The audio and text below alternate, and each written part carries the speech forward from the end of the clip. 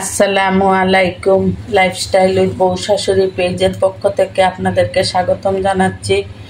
আশা করি আপনারা ভালো আছেন। আলহামদুলিল্লাহ, আপনাদের দোয়ায় ও আল্লাহর রহমতে আমরাও ভালো আছি। আমি আজকে পানি কচু রান্না করব মাছের মাথা দিয়ে। প্রথমে আমি একটা কড়াইয়ে তেল দিয়ে দিলাম এবং কালি জিরা ফোড়ন দিব এবং দুটো তেজপাতা দিয়ে দিব। পেঁয়াজ কুচি দিয়ে দিলাম আর একটু রসুন বাটা দিব, একটু পরিমাণে বেশি করে এই রসুন বাটা দিব। এটা আমি কাটা পেঁয়াজের রান্না করব। আমি আগে কচু লবণ আর হলুদ দিয়ে সিদ্ধ করে নিয়েছি। এখন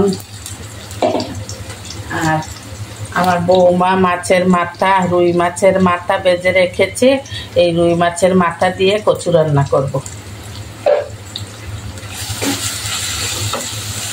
এখন পরিমাণ মতো লবণ দিব, পরিমাণ মতো হলুদের গুঁড়ো দিয়ে দিলাম, ধনিয়ার গুঁড়ো দিয়ে দিলাম এবং মরিচের গুঁড়ো। কচু তো একটু জাল বেশি দিতে হবে, মরিচের গুঁড়ো দিয়ে দিলাম। এখন একটু পানি দিয়ে কষিয়ে নিব।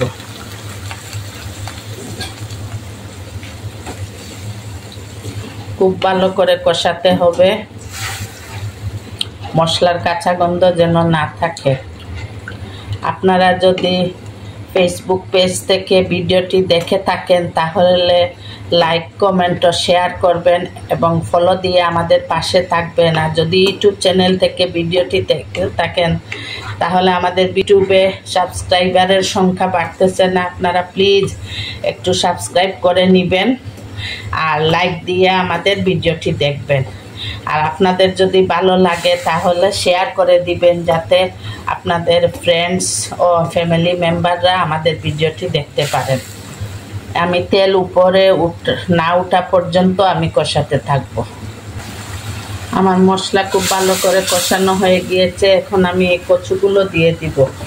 এগুলো আমি সিদ্ধ করে রেখেছি, তাড়াতাড়ি রান্না হয়ে যাবে।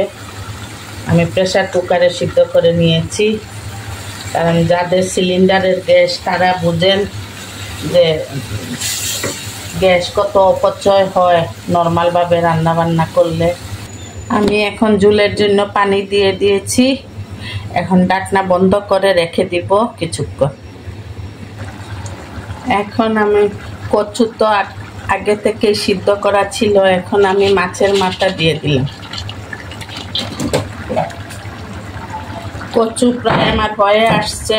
এখন কচুতে যদি কোনো কারণে চুলকায় সেজন্য একটু লেবুর রস দিয়ে দিবেন, 1-2 টেবিল চামচ লেবুর রস দিয়ে দিবেন। আর যদি কোনো কারণে লেবু করে না থাকে তাহলে একটু সিরকা দিয়ে দিবেন।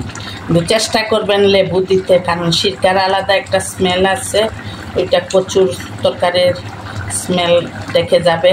সেজন্য চেষ্টা করবেন লেবুর রস দিতে। এই আমার প্রায় 2 টেবিল চামচ হবে, ছোট্ট একটা লেবু, দেখেন এইভাবে দিয়ে দিবেন। আমি 2টো কাঁচামরিচ শুধু গ্রানের জন্য মাঝখান থেকে ভেঙে দিয়ে দিলাম। এখন একটু ডেকে রাখবো। কচু রান্না আমার হয়ে গিয়েছে, একটু মরিচের ফ্লেভারটা বের হওয়ার জন্য ডেকে রাখবো। কচু আমার রান্না হয়ে গিয়েছে, আমি এখন নামিয়ে নিব। আপনারা লাইফস্টাইল উইথ বউ শাশুড়ির পাশে থাকবেন, আমাদের জন্য দোয়া করবেন। আল্লাহ হাফেজ। আসসালামু আলাইকুম ওয়া রাহমাতুল্লাহি ওয়া বারাকাতুহু।